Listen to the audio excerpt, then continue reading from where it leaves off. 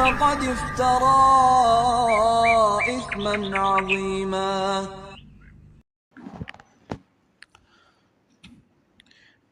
Bismillahirrahmanirrahim. Assalamualaikum warahmatullahi wabarakatuh. Alhamdulillah, wassalatu wassalamu ala rasulillah. Asyhadu an la ilaha illallah wahdahu la syarika lah, wa asyhadu anna muhammadan abduhu wa rasuluh. Amma ba'd. Akhwati fillah rahimani wa rahimakumullah. Pertama, marilah kita panjatkan syukur kita kepada Allah Subhanahu wa taala, diiringi dengan salawat dan salam kepada nabinya yang mulia Nabi Muhammad sallallahu alaihi wasallam, di mana pada hari ini kita dimudahkan oleh Allah Subhanahu wa taala untuk kembali bermajelis. Tak lupa kita ingatkan diri kita pribadi untuk selalu mengikhlaskan niat kita agar kita mendapatkan keutamaan-keutamaan dari majelis, keutamaan dimudahkan jalan menuju surga, keutamaan difahamkan agama, keutamaan disolawati oleh para malaikat dan seluruh makhluk. Maka tidak bosan-bosannya untuk selalu diingatkan tentang berbaiki niat. Lalu jamaah sekalian dirahmati Allah, pada kesempatan yang lalu kita sudah membahas hadis tentang disunahkannya melebarkan atau merenggangkan lengan saat bersujud, di mana Abdullah bin Malik bin Muhainah meriwayatkan Nabi merenggangkan kedua tangannya sampai terlihat putihnya ketiak Rasulullah sallallahu alaihi wasallam, dalam hadis yang sahih diriwayatkan oleh Bukhari dan Muslim. Sehingga seseorang ketika bersujud, dia tidak sujud seadanya, sekenanya, tetapi sujud dengan menyempurnakan. Ditambah lagi nanti di akhir bab ini ada hadis larangan menyerupai anjing. Nabi SAW bersabda pada hadis Barra, beliau mengatakan, "Idza sajadta fadha' kaffaik warfa' mirfaqaik." Kalau sujud, letakkan dua telapak tanganmu lalu angkat kedua lenganmu, kedua sikumu. Diangkat kedua sikunya, jangan sampai menyentuh tanah atau lantai. Termasuk kekeliruan juga yang dikira oleh orang-orang perbuatan yang tidak keliru padahal keliru, yaitu meletakkan siku di atas paha. Sujud, sikunya dijatuhkan ke atas paha atau ke atas lutut. Ini juga sama, menunjukkan seseorang tidak serius dalam sujudnya, bahwa Nabi Shallallahu Alaihi Wasallam meminta untuk mengangkat sikunya, maka jangan dijatuhkan menyentuh lantai, jangan juga dijatuhkan menyentuh paha. Dalam riwayat yang lain, kita disuruh merenggangkan antara setiap otot dan juga daging, lengan atau tangan dari bagian samping badan, perut, dari paha dijauhkan, paha dari betis dijauhkan. Semakin jauh semakin sempurna sujudnya, tetapi semakin menempel merapat, maka semakin tidak sempurna sujudnya. Meskipun kalau seseorang melakukan larangan-larangan itu, kekeliruan itu, dengan tetap memperhatikan rukun sujud yang 7, yaitu kening digabung dengan hidung, kan dalam riwayat disatukan, dua telapak tangan dan dua lutut serta dua kaki, maka insya Allah sudah cukup sah sujudnya. Tapi dia bisa saja dianggap makruh ketika lengannya menyentuh lantai atau menyentuh paha. Menyentuh lantai atau menyentuh paha.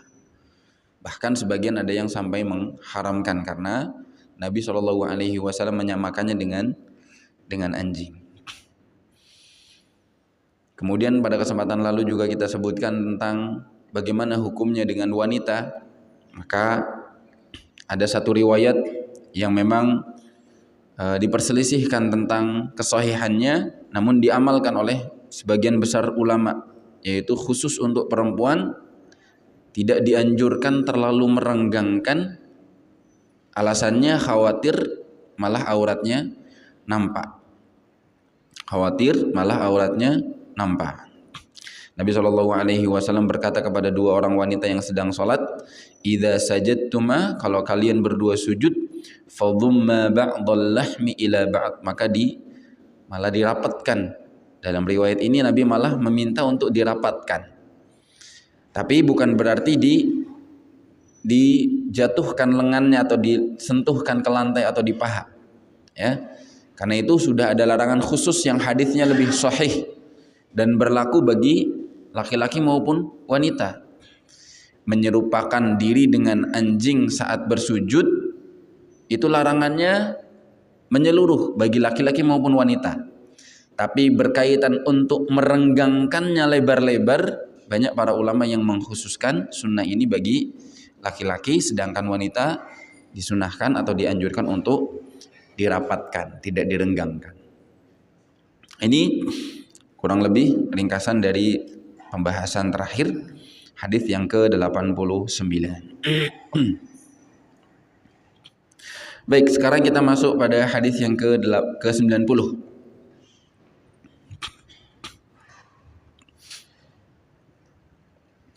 Bismillahirrahmanirrahim. An Abi Maslamah Sa'id bin Yazid qala sa'altu Anas bin Malik radhiyallahu anhu أكان النبي صلى الله عليه وسلم يصلي في نعليه قال نعم رواه البخاري ومسلم.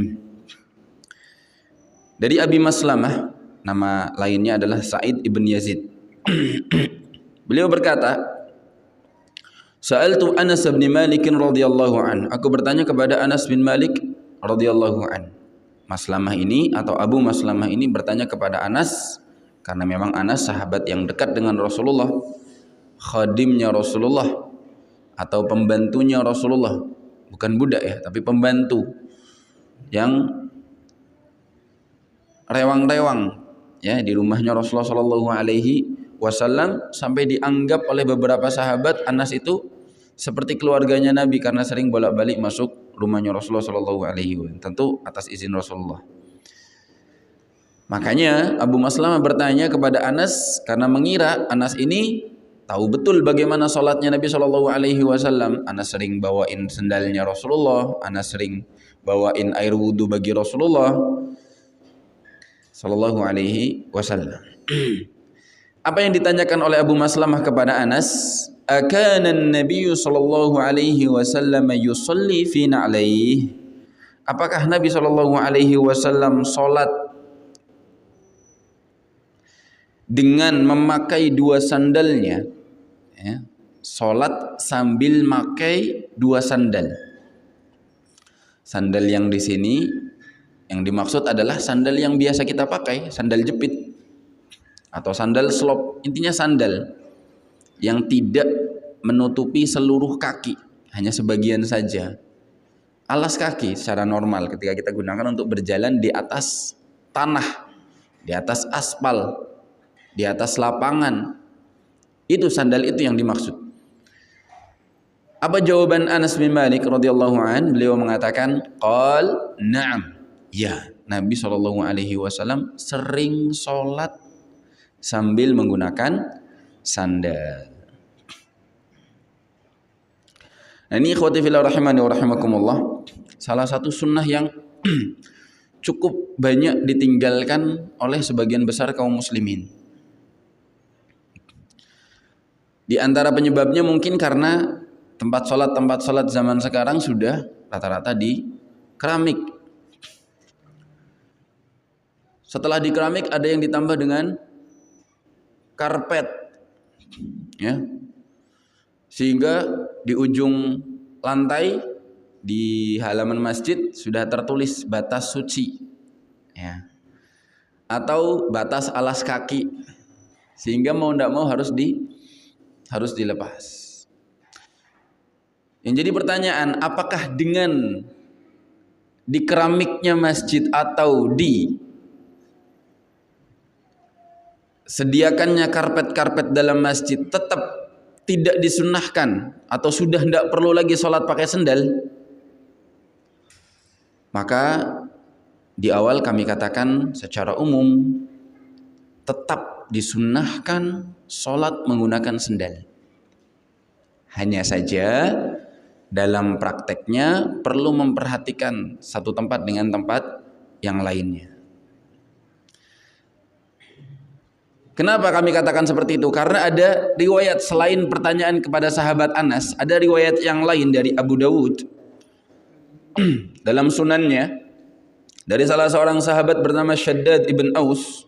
Beliau berkata, Rasulullah Shallallahu Alaihi Wasallam bersabda, "Khaliful Yahud, selisihi Yahudi, jangan samakan diri kalian dengan Yahudi.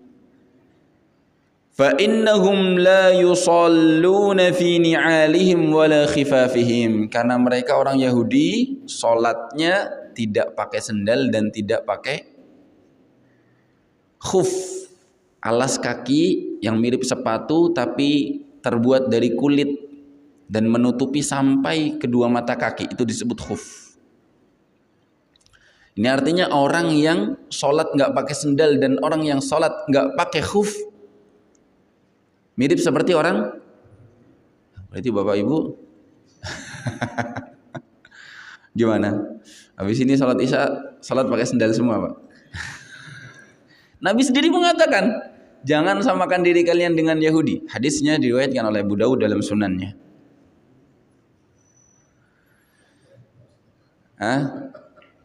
Bapak Ibu semua ini saya juga tadi sholat nggak pakai sendal. Apa kita disamakan dengan orang Yahudi? Maka kalau memang kita mengingkari sunnah ini, bisa dikatakan kita seperti orang Yahudi. Makanya kita katakan sunnah sholat menggunakan sendal, karena dianjurkan oleh Nabi, tidak serta-merta hilang meskipun masjid sekarang di lantai maupun di karpet.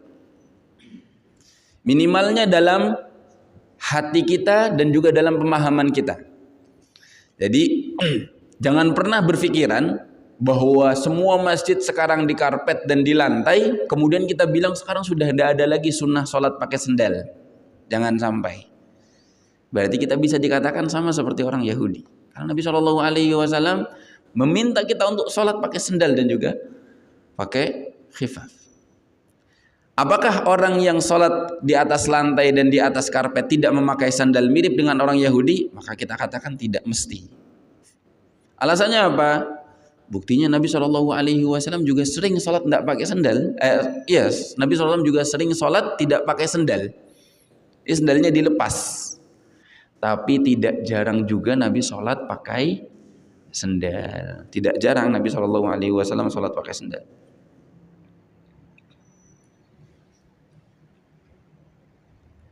Jadi para ulama mengatakan tidak ada bedanya sholat di masjid atau di luar masjid.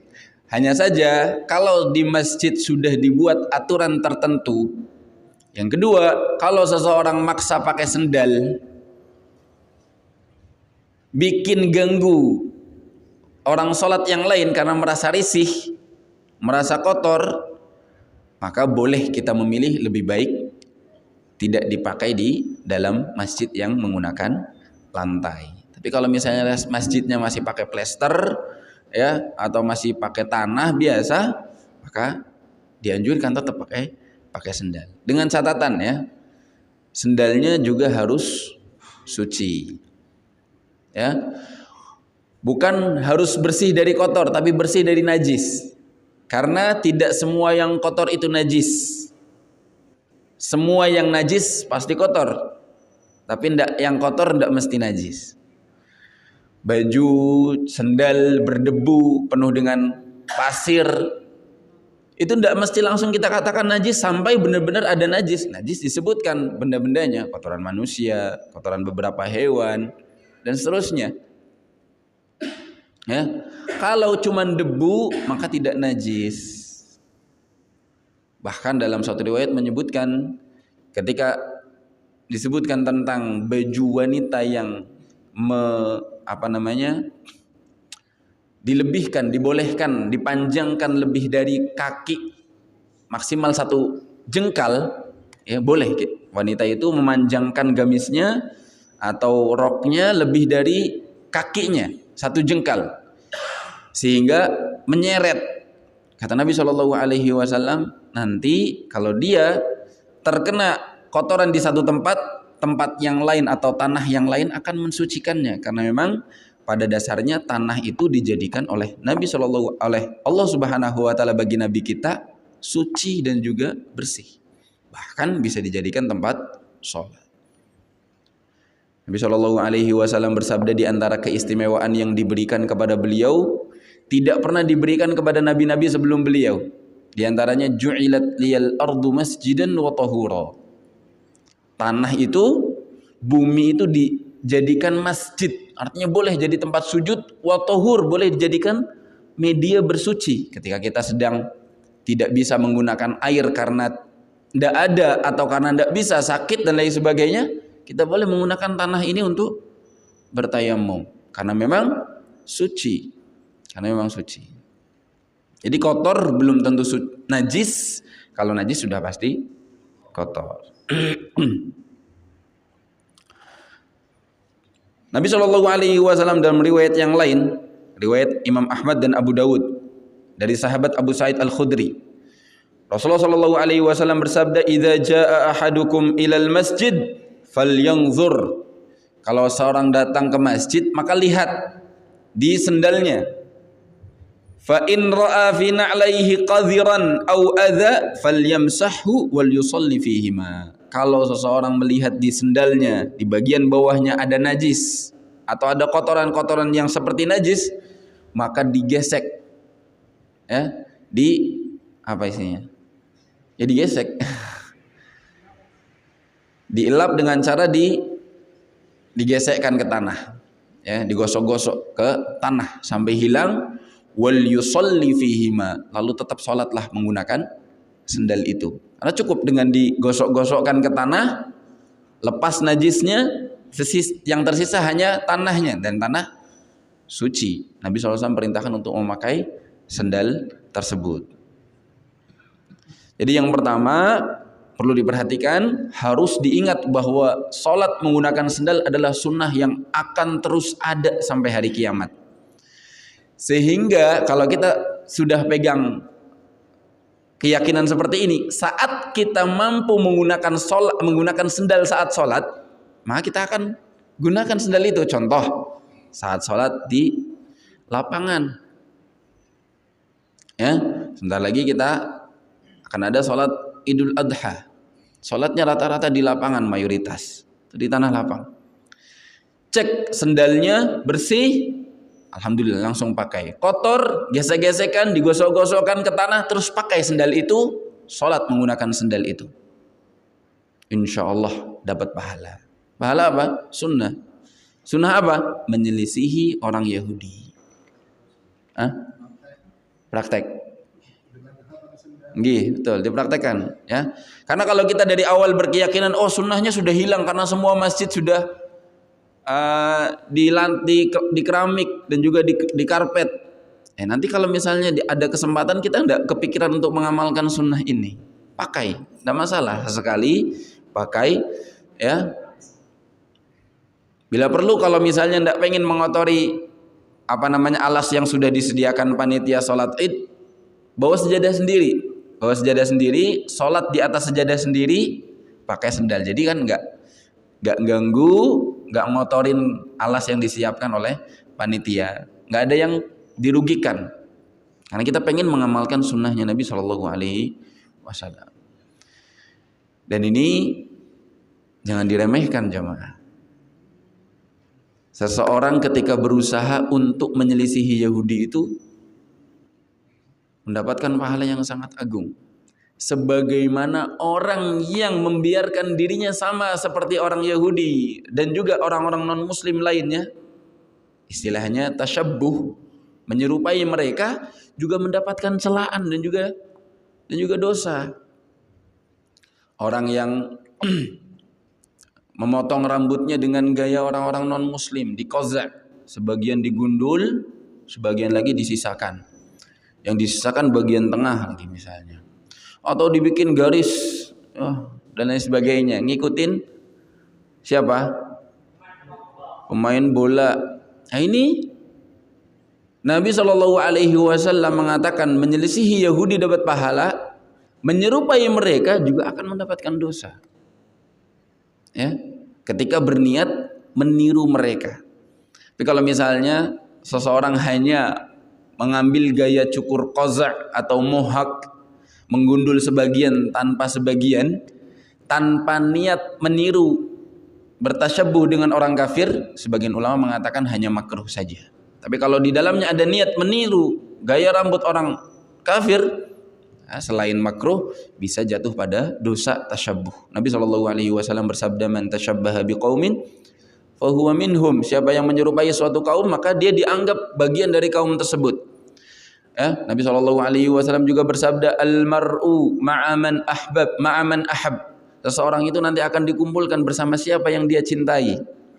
Ya, bahaya sekali kalau kita loyal dan cinta kepada non-muslim. Ketika ada salah seorang sahabat bertanya kepada Rasulullah, kapan hari kiamat? Nabi jawab, bukan kapan hari kiamat, tapi kamu siap-siap apa buat hari kiamat? Si sahabat tadi mengatakan, aku siap cintaku kepada engkau ya Allah dan juga kepada Rasulullah SAW.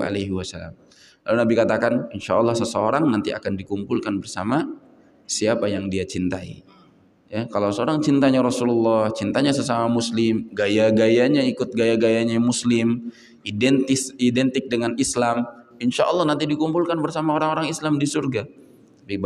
Tapi kalau misalnya mengikuti gaya orang non-muslim, khawatir nanti ikut dikumpulkan bersama mereka di luar surga. Nah, di luar surga di mana? Naudzubillah, di neraka.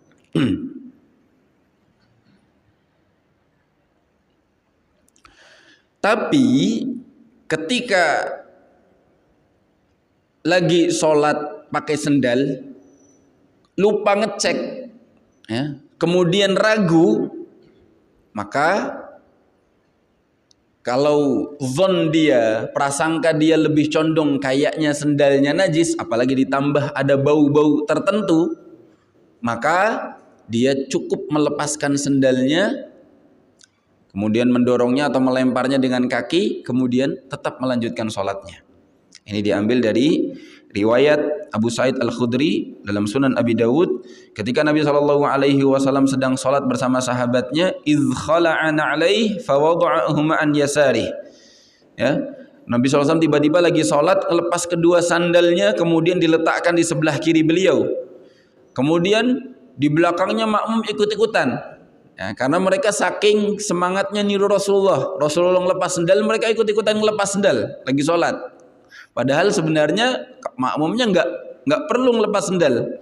Ketika selesai sholat, Nabi tanya kepada makmumnya, para sahabat, kenapa kalian lepas sendal kalian? Ya kami ngelihat jenengan ngelepas sendal ya Rasulullah, jadi kami ngelepas juga. Rasulullah bilang, tadi pas saya sholat, inna Jibril atani fa akhbarani anna fiha qadhara atau qadhira. Barusan lagi saya sholat, Jibril datang ngasih tahu saya, bisikin saya bahwa di sendal saya ada najis. Jadi saya langsung lepas, kemudian tinggalkan, tapi saya lanjutkan sholat saya. Kalau kalian masih ngerasa sendalnya suci, jangan dilepas, lanjutkan pakai. Tetap dilanjutkan dipakai. Itu ya jamaah. Nah, ikhwati fillah rahimani wa rahimakumullah.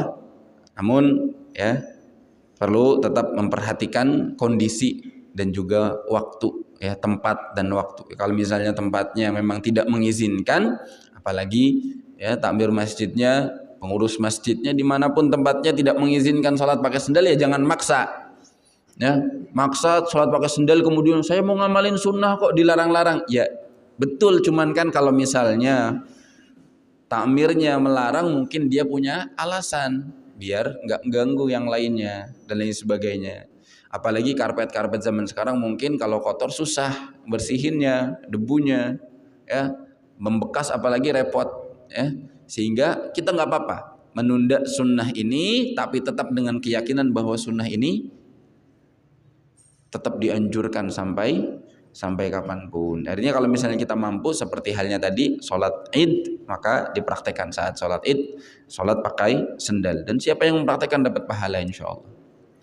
Dan banyak sekali ternyata dari sikap-sikap sederhana, adab muamalah yang Nabi jadikan sebagai pembeda antara seorang muslim dengan non muslim. Contoh yang paling gampang, ya, memelihara janggut dan memotong kumis, ya. Sebagian ulama mengatakan memotong janggut makruh. Namun pendapat yang kami pilih, karena Nabi menyamakan orang yang memotong janggut sama seperti Majus atau Majusi dan juga kaum non muslim lainnya, bagian ulama mengatakan memotong janggut hukumnya haram. Nabi mengatakan khaliful yahud, khaliful majus, a'ful liha wa ahfus syawarib.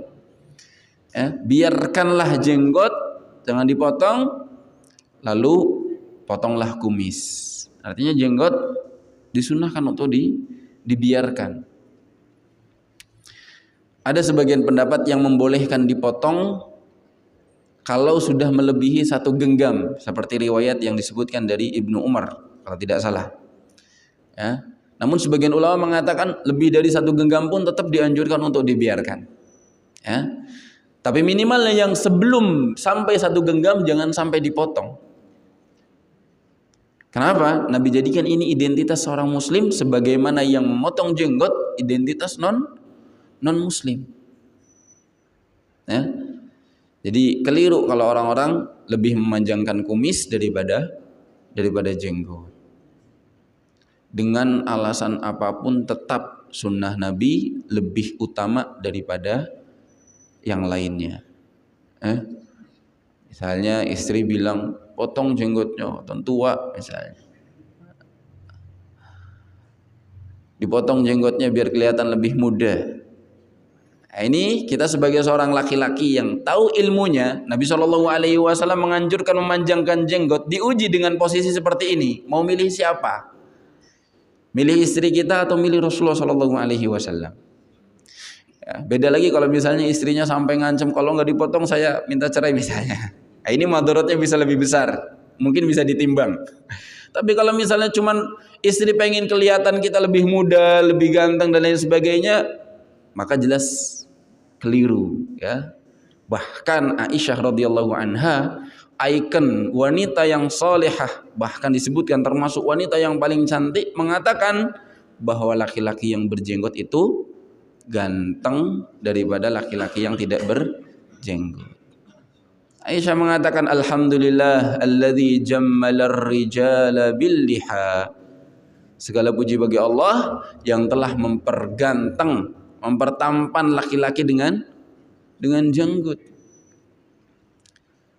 Dan insya Allah ini diakui, bahkan di luar Islam pun diakui bahwa orang yang berjenggot lebih ganteng, lebih gagah daripada yang tidak berjenggot. Orang-orang non muslim itu di sana malah yang maco-maco mereka memelihara jenggot, padahal mereka non muslim. Mereka tatoan, tapi jenggotnya mereka panjangkan. Ketika dipotong, malah istri mereka merasa geli, ya. Karena nggak laki sekali. Bahkan ada istilah yang namanya makhnus, ya. Makhnus itu laki-laki yang mirip perempuan ketika dia tidak punya jenggot. Jadi fitnah, sebagian ulama mengatakan laki-laki yang tidak punya jenggot bisa jadi fitnah karena mirip perempuan. Namanya makhnus atau mukhannas dan sebagainya. Mirip-mirip seperti itu, ya. Sehingga ya bagi yang laki-laki dianjurkan memelihara jenggot, jangan dipotong, ganteng insya Allah, ya. Kecuali kalau lebih dari 1 genggam, maka boleh mungkin kalau misalnya memilih pendapat yang membolehkan dipotong lebih dari 1 genggam, walaupun kami lebih condong kepada pendapat yang mengatakan tetap dibiarkan walaupun lebih dari satu genggam. Ya. Sambil dirapihkan dengan sisir, tapi tidak perlu dirapihkan dengan alat cukur. Cukup dirapihkan dengan sisir. Dan juga hal-hal yang lainnya banyak ya dijadikan seperti itu. Sebagai identitas seorang muslim. Ikhwati fillah rahimani wa rahimakumullah. Kita masuk pada hadis berikutnya. Hadis 91 berkaitan tentang Nabi sallallahu alaihi wasallam salat sambil menggendong anak kecil. An Abi Qatadah al-Ansari radhiyallahu an anna Rasulullah sallallahu alaihi wasallam kana yusalli wa huwa hamilun Umamah bint Zainab binti Rasulillah sallallahu alaihi wasallam wa li Abi al-As bin Rabi' bin Abd Syams فإذا سجد وضعها وإذا قام حملها رواه البخاري ومسلم. Dari Abi Qatadah al-Ansari radhiyallahu anhu menceritakan Rasulullah kana yusolli, sering. Kalau kana ketemu fi'il mudhari sering dimaknai sering kali, senantiasa. Nabi salat sambil menggendong Umamah bint Zainab binti Rasulullah sallallahu alaihi wasallam. Berarti siapanya Rasulullah? Cucu Rasulullah. Di antara putri Nabi namanya Zainab. Ya. Zainab punya anak namanya Umamah, wanita, anak perempuan. Ketika masih menikah dengan Abil As ibn Ar-Rabi' ibn Abd Syams. Zainab ini masih menikah, masih sebagai istri Abil As ibn Rabi' ibn Abd Syams. Fa idza sajada wada'aha, ketika sujud Nabi letakkan. Wa idza qama hamalaha, ketika bangun dari sujud beliau angkat lagi, digendong lagi. Ya. Hadis ini menunjukkan yang pertama ya, dibolehkannya seseorang salat menggendong anak kecil. Karena menggendong anak kecil termasuk kebutuhan dalam salat. Ketika dikhawatirkan anak tersebut menangis sehingga mengganggu sholat kita, daripada diletakkan karena kita pengen sholatnya diem, nggak banyak gerak tapi berisik, sholat kita lebih tidak khusyuk, maka diperbolehkan gerakan-gerakan seperti ini dianggap sebagai gerakan yang masuk dalam ranah kebutuhan, ada hajat, ada maslahat, maka dibolehkan menggendong. Ketika digendong, otomatis banyak gerakan-gerakan yang nanti tidak bisa dilakukan dengan maksimal. Contoh, mengangkat kedua tangan, ya, mungkin hanya bisa dengan satu tangan. Ya, harusnya normalnya dua tangan, tapi diangkatnya satu tangan. Maka tidak masalah, karena mengangkat kedua tangan kita pernah sebutkan hukumnya apa? Hukumnya apa jemaah? Sunnah. Yang wajib adalah ucapan takbirnya lafaz Allahu Akbar, tapi mengangkat kedua tangan hukumnya sunnah. Baik saat takbiratul ihram maupun saat ruku' maupun saat bangun dari ruku'. Ya, hukumnya sunnah. Sehingga boleh, tidak apa-apa seorang takbiratul ihram dengan satu tangan. Yang penting lafaz takbirnya tetap dilafalkan, Allahu Akbar. Saat ruku' juga demikian. Bahkan kalau tidak takbir atau tidak mengangkat tangan sama sekali, insya Allah tidak masalah. Karena lagi-lagi hukumnya adalah hukumnya sunnah. Insya Allah kita akan sebutkan beberapa macam-macam gerakan dalam sholat. Namun sebelumnya ada satu faidah yang perlu disebutkan. Jadi ini salah satu keistimewaan buku yang kami jadikan acuan, yaitu Taisirul Alam Syarah Umdatul Ahkam karya Syekh Abdullah bin Abdurrahman Al-Bassam. Beliau seringkali menyebutkan hikmah-hikmah yang di luar fikih, yang kaitannya dengan akhlak, adab, hikmah, tauhid dan lain sebagainya. Di antara faedah dari hadis ini apa? Kata beliau, kana Nabi sallallahu alaihi wasallam kana ala janibin kabirin minal atfi wal lutfi wal rahmati wal ra'fah. Nabi itu benar-benar serius dan semangat sekali dalam hal kasih sayang dan kelembutan. Fakana yatawaddadu ila as-sighari wal kibar. Beliau selalu berlemah lembut baik kepada anak kecil maupun orang dewasa, wal aghniya wal fuqara, kepada orang kaya maupun orang fakir. Wala adalla ala akhlaqihil karimah min hamlihi ihda hafidatihi wa huwa fi shalah. Di antara dalil, bukti, bentuk sayangnya Rasulullah sallallahu alaihi wasallam yang paling zahir adalah Nabi salat tidak sungkan sambil gendong cucu beliau. Ya, salah satu cucu beliau wanita namanya Umamah bintu Zainab binti Rasulullah sallallahu alaihi wasallam. Ya, beliau gendong, ada yang menyebutkan hatta yaj'alaha ala atiqih, sampai ditaruh di atas dua pundaknya Rasulullah sallallahu alaihi wasallam. Jadi gendongnya gendong belakang. Ya. Jadi tangannya melingkar di lehernya Rasulullah sallallahu alaihi wasallam, gendong dari belakang, bukan diemban. Kalau bayi diemban karena nggak bisa gendong belakang. Tapi kalau Umamah mungkin lebih besar sehingga gendongnya gendong belakang, ditaruh di pundaknya Rasulullah sallallahu alaihi wasallam.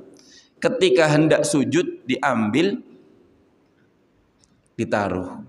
Ketika mau bangun rakaat berikutnya digendong lagi, ditaruh lagi di atas pundaknya Rasulullah sallallahu alaihi wasallam. Padahal Rasulullah adalah orang yang paling berwibawa, orang yang paling mulia, orang yang paling terhormat gampangannya. Di antara seluruh manusia yang terhormat kita hormati, ya Rasulullah lebih terhormat. Itu pun beliau tidak sungkan untuk gendong cucunya sendiri. Ini menunjukkan bahwasanya Rasulullah untuk kasih sayang tidak pandang posisi, tidak sungkan juga. Di antara faedah yang juga bisa diambil dari sini adalah dibolehkannya membawa anak kecil ke masjid. Ya, ini dibolehkan, tapi bukan berarti mutlak dianjurkan. Nah, bisa jadi Rasulullah Shallallahu Alaihi Wasallam memang lagi ada hajat bawa Umamah, karena mungkin di rumah emaknya lagi repot, putri Rasulullah Zainab, atau bapaknya juga lagi berangkat kerja, maka kakeknya Rasulullah Shallallahu Alaihi Wasallam yang gendong bisa, yang bawa ke masjid. Tapi kalau misalnya di rumah ibunya senggang, tidak ada kesibukan, maka kami katakan secara umum anak kecil tidak diwajibkan berangkat ke masjid sebelum usia tamyiz, apalagi atau sebelum usia baligh, usia 7 tahun atau usia 10 tahun, karena rata-rata anak di bawah usia 7 tahun belum mumayyiz, sehingga belum bisa dikasih tahu. Ya. Tapi kalau misalnya ada beberapa anak yang dikecualikan karena dia mudah dikasih tahu, maka boleh diajak ke masjid untuk membiasakan dia. Sebagian lagi menambahkan, di zaman sekarang kalau misalnya anak tidak dikenalkan dengan masjid, yang ada lebih kenal dengan dunia luar masjid yang lebih banyak madaratnya. Maka dari sisi sini kita bahkan bisa melihat lebih dianjurkan lagi bawa ke masjid, sehingga mengajak kita sebagai jamaah-jamaah masjid yang dewasa untuk lebih sabar menghadapi anak kecil. Ya.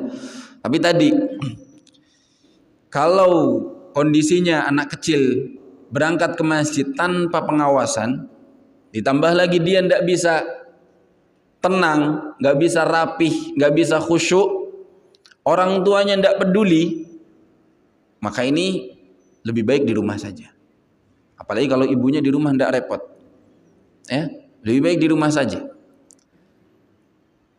Kalau mau dibawa, dianjurkan yang pertama anaknya mudah dikasih tahu, atau sudah cukup faham, atau anteng, sehingga tidak mengganggu kekhusyuan sholat yang lebih utama daripada hanya sekedar mengenalkan anak untuk sholat, karena dia sebenarnya belum wajib.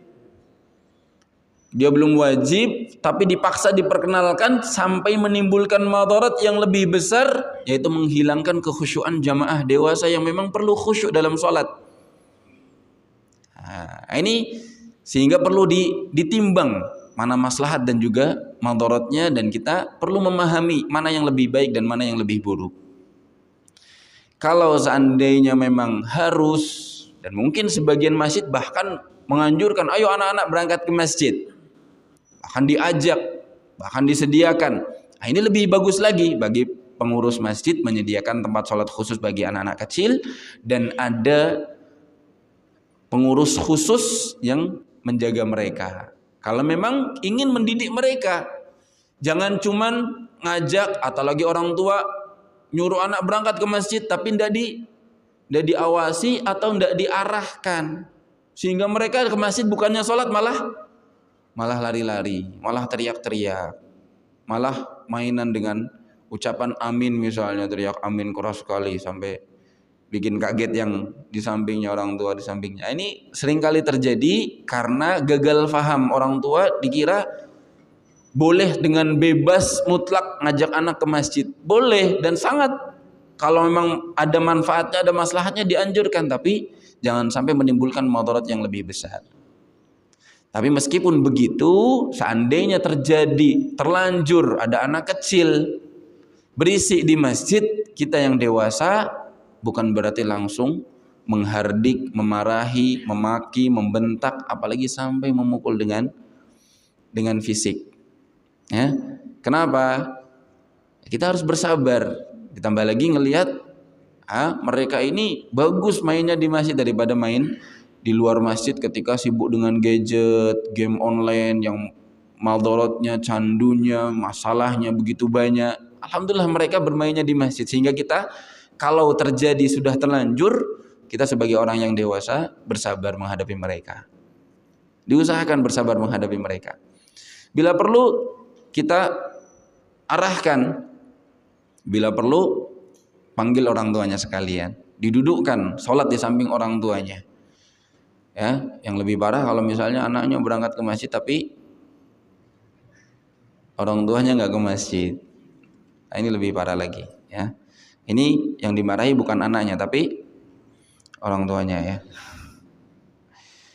Makanya bagi siapa yang bawa anak di bawah usia 7 tahun atau bahkan di atas usia 7 tahun tapi masih belum anteng, jangan sampai anak dia menimbulkan gangguan bagi jamaah yang lainnya. Nah, ikhwati fillah rahimani wa rahimakumullah, terkait hadis Abu Umamah atau hadis Abu Qatadah ketika Nabi menggendong Umamah ini banyak diperselisihkan oleh para ulama.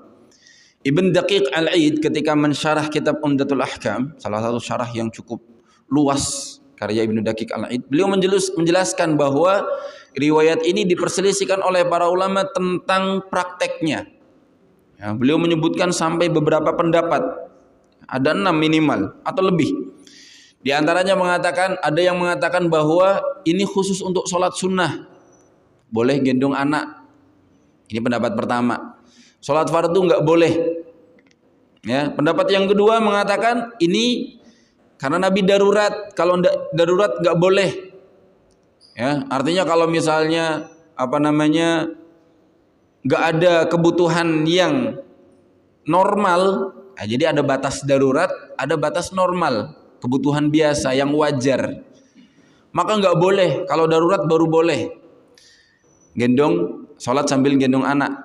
Pendapat yang ketiga mengatakan hadis ini mansuh, terhapus hukumnya dengan hadis larangan-larangan yang berisi tentang gerakan-gerakan di dalam sholat yang bisa membatalkan sholat.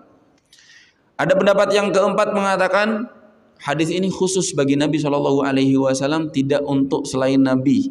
Jadi selain Nabi nggak boleh sholat sambil gendong, Nabi saja.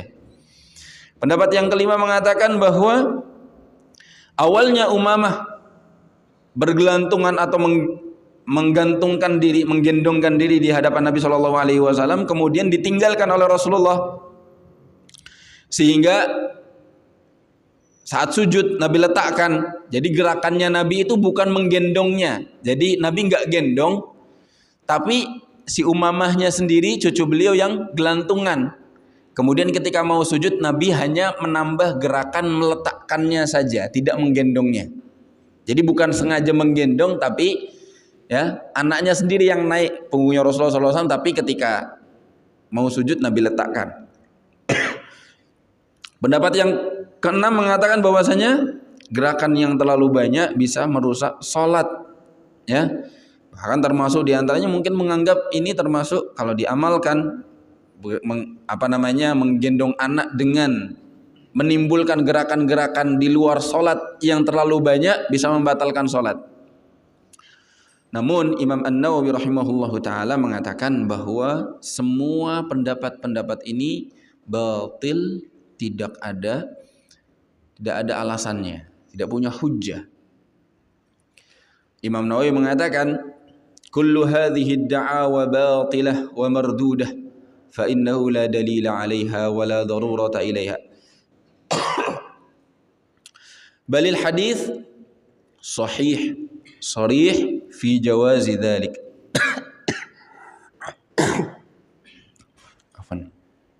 Kata Imam Nawawi, hadis ini sahih sharih secara gamblang membolehkan gendong secara mutlak. Gendong anak saat salat.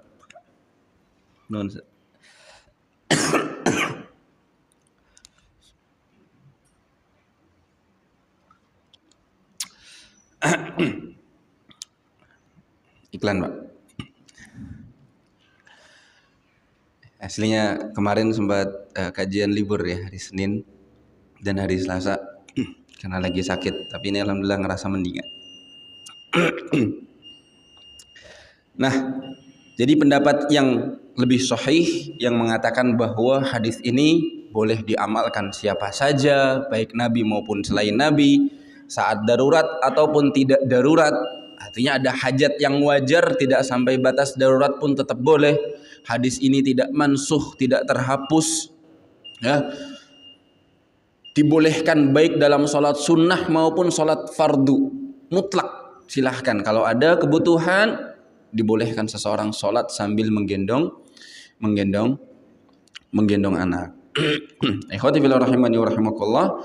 Tinggal kita perlu jelaskan apa saja macam-macam gerakan di dalam sholat, ya, macam-macam gerakan di dalam sholat yang boleh dan juga yang tidak boleh. Insya Allah kita sebutkan setelah dikumandangkan adzan. Baik, jamaah sekalian rahmatullah subhanahu wa ta'ala, kita sebutkan secara ringkas macam-macam gerakan yang dikerjakan di dalam sholat, tapi bukan dari gerakan sholat. Bukan dari gerakan sholat. Maksudnya gerakan sholat itu ya takbir, ruku, sujud. Nah, yang kita bahas gerakan-gerakan di luar gerakan sholat ini, macam-macamnya dan juga hukumnya. Yang pertama, gerakan yang diharamkan karena bisa membatalkan sholat, yaitu gerakan yang dilakukan secara banyak dan berurutan, berturut-turut, tanpa adanya hajat atau maslahat, ya. Jadi benar-benar lalai sekali, laghun sekali, ya. Banyak gerak yang tidak ada hubungannya dengan sholat dan tidak ada hajat, dan gerakan ini dilakukan secara berkesinambungan, terus menerus, ya. Contohnya dia banyak gerakin kaki, misalnya berkali-kali kakinya digerakkan dalam sholat, ya. Goyang, banyak goyang. Atau tangan, ya, membunyikan jentik-jentik berkali-kali. Yang seperti ini, ya, kalau jumlahnya banyak dan berurutan, sebagian ulama mengatakan yang seperti ini bisa membatalkan sholat. Alasannya karena sudah bukan lagi gerakan sholat, bahkan menganggap atau dianggap sholat kita bukan sholat lagi karena diisi oleh gerakan-gerakan yang di luar sholat. Karena dikerjakan secara banyak dan juga berturut-turut. Ini bisa membatalkan.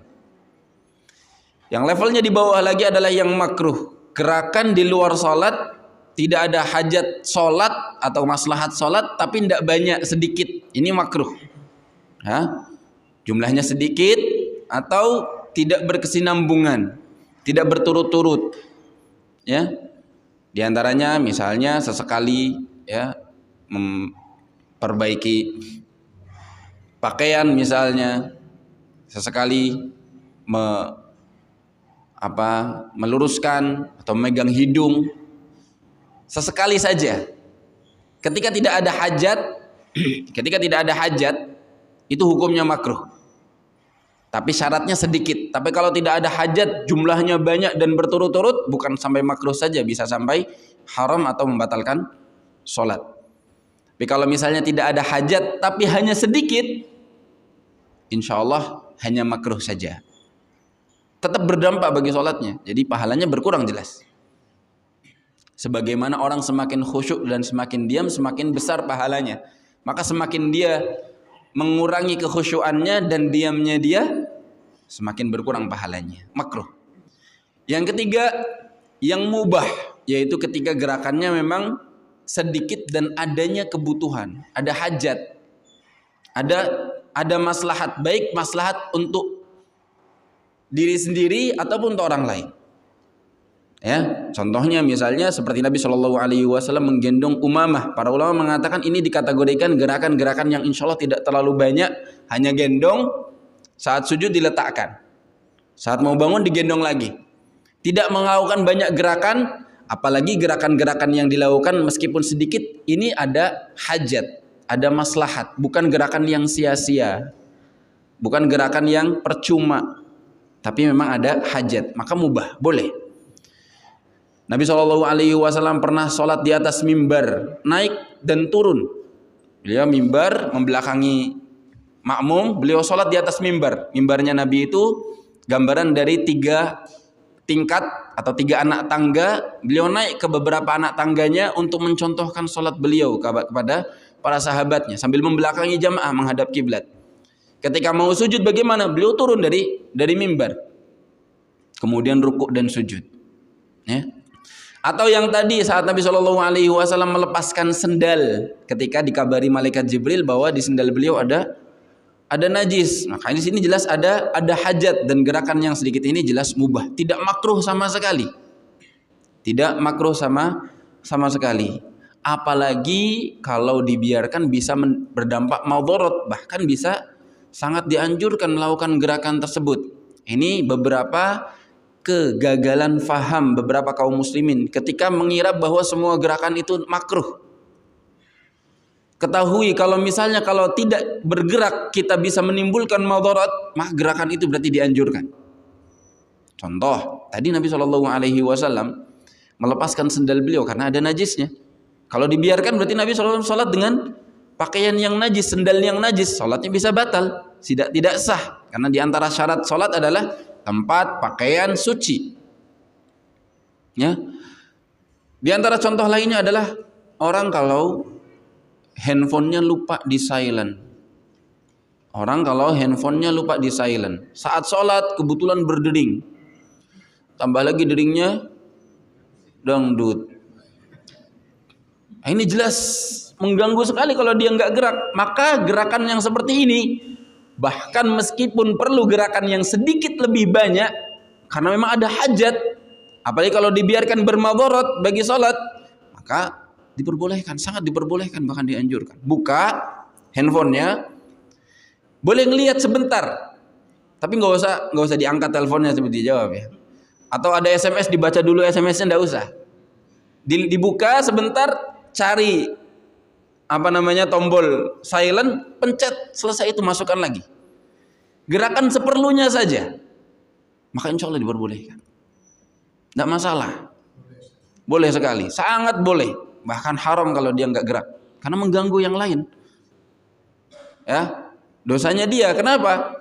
Awalnya dia nggak sengaja karena lupa men-silent. Awalnya sebelumnya dia dosa juga karena sudah pasang ringtone yang musik, yang sebagian ulama mengharamkan musik, atau mayoritas ulama termasuk ulama 4 madhab, itu dosa. Tapi ketika dia lupa men-silent, dia nggak sengaja. Tapi ketika dia sudah tahu, ya dia gerak, matikan, jangan dibiarkan. Dan itu benar-benar sangat mengganggu sekali kalau dibiarkan. Maka sangat dianjurkan, ya, sangat dianjurkan. Gerak sedikit nggak apa-apa, gerakan yang diperlukan. Gimana kalau misalnya HP-nya di bawah tapi posisinya lagi berdiri? Nah, ini seringkali yang jadi dilema. Kalau misalnya merasa bersalah atau merasa khawatir sholatnya, gerakannya sampai membungkuk, itu menurut dia bisa menambah gerakan yang sudah bisa membatalkan sholat. Karena membungkuk itu kan gerakan rukuk dan sujud. Nah, yang seperti ini ada sebagian yang mengatakan ya sudah, pakai kaki saja. Jadi kalau handphonenya pakai tombol, pencet salah satu tombol, insya Allah mati. Ya, kalau handphonenya masih pakai HP jadul, pencet tombol apapun, insya Allah deringnya mati. Atau handphone layar sentuh digeser pakai jempol, ya, dimatikan, di reject, ditolak, insya Allah mati nanti. Tapi menurut sebagian ulama, kalaupun dia sampai harus membungkuk, sebagian ulama membolehkan, karena ini benar-benar darurat. Walaupun dia harus sampai membungkuk, karena ini kebutuhan yang berkaitan dengan sholat, berkaitan dengan sholat. Gerakan yang keempat kita tutup dengan ini insya Allah, gerakan yang malah dianjurkan, disyariatkan. Jadi bukan hanya mubah tapi disunnahkan. Di antaranya adalah gerakan meluruskan shaf. Ya, kebetulan shafnya tiba-tiba berantakan. Kemudian saat rukuk kita sadar shaf kita nggak lurus. Maka diluruskan, diratakan, dirapihkan, tidak apa-apa, gerak sedikit, dianjurkan.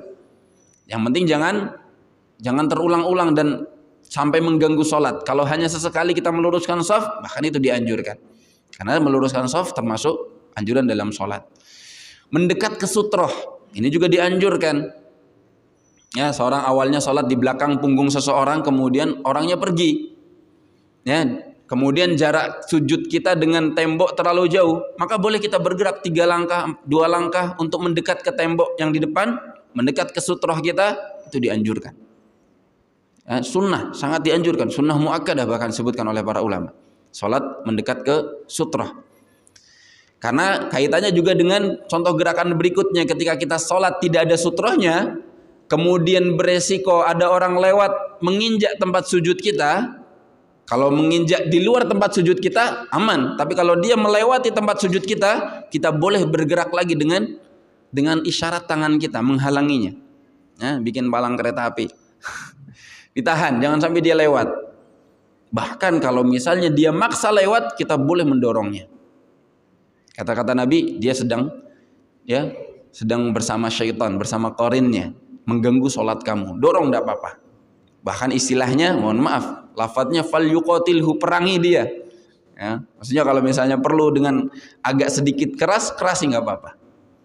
Ya, karena tidak boleh menginjak melewati orang sholat, sedang sholat, tidak boleh, haram. Sholat kita mendekat ke sutroh sunnah muakkadah, tapi kalau ada orang lewat menginjak tempat sholat kita, haram hukumnya. Makanya kita yang sadar, kita halangi mereka. Namun ada beberapa kondisi yang sulit. Contohnya ketika sholat berjamaah, yang softnya semuanya rapat, kemudian ada yang batal, yang seperti ini insya Allah dimaafkan, bahkan dibolehkan. Ya, orang melewati orang yang sholat ketika di soft pertama dia batal, lewati saja orang yang sholat, nggak masalah, nggak dosa insya Allah. Karena dia batal, dia harus memperbarui toharohnya dia, wudhunya dia. Keluar saja, jangan malah dilanjutkan sholatnya, malah bisa dosa kalau dia lanjut sholat, padahal dia sudah berhadas, keluar dalam sholat. Ya, misi boleh bilang misi, yang penting yang dibilang misi jangan jawab. Ya, kalau kasih isyarat ya dengan tangan sudah mau buka, alhamdulillah. Kalau tidak mau, bilang misi, permisi pak, saya mau lewat, saya batal. Yang penting jangan banyak ngomong, yang diajak bicara nggak usah jawab, nanti bisa batal. Ya, jangan bilang monggo gitu. Boleh, nggak masalah. Atau seperti di Masjidil Haram dan Masjid Nabawi, banyak para ulama yang bolehkan ketika kondisinya benar-benar crowded dan sesak sekali. Yang seperti itu banyak para ulama yang udah nggak apa-apa, daripada orang kesusahan lewat, darurat mereka harus keluar. Padahal bukan lagi sholat jamaah, sholat sendiri-sendiri, tapi memang sesak sekali, tidak ada jalan. Yang seperti itu banyak para ulama yang membolehkan. Tapi sebisa mungkin dihindari ketika tidak ada keadaan darurat. Jangan sampai melewati tempat sujud orang yang sedang sholat. Atau gerakan-gerakan yang lainnya yang bahkan dianjurkan, membunuh ular, membunuh kalajengking ketika ada lewat, ya dianjurkan. Karena kalau kita biarkan malah membahayakan kita atau membahayakan orang lain. Insya Allah tidak batal sholatnya. Membukakan pintu, itu ada hajat. Nabi SAW pernah sambil sholat gerak sedikit, melangkah sedikit, miring sambil bukakan pintu, selama jarak pintunya tidak terlalu jauh. Dan juga ada kebutuhan, kalau nggak dibuka yang di luar kasihan, nggak masuk-masuk. Ya, ngucapin salam, kita lagi sholat, nggak apa-apa, kita gerak sedikit, bukakan pintunya selama tidak terlalu jauh, gerakannya tidak terlalu banyak, apalagi ada hajat. Nah, ini kurang lebih beberapa macam-macam gerakan di luar sholat, yang selain sholat yang dikerjakan di dalam atau saat kita sedang sholat, macam-macam hukumnya. Semoga bermanfaat. Mohon maaf tidak ada tanya jawab pada kesempatan hari ini karena sudah masuk waktu qomat, bahkan offset ya, lewat lebih, mohon maaf. Kita berdoa agar Allah jadikan ilmu yang disampaikan bermanfaat bagi kita. Allahumma alimna ma yanfa'una wanfa'na bima 'allamtana wa zidna ilman. Subhanakallahumma bihamdik asyhadu an la ilaha illa anta astaghfiruka wa atubu ilaik. Jazakumullahu khairan katsiran. Assalamualaikum warahmatullahi wabarakatuh. ومن يشرك بالله فقد افترى إثما عظيما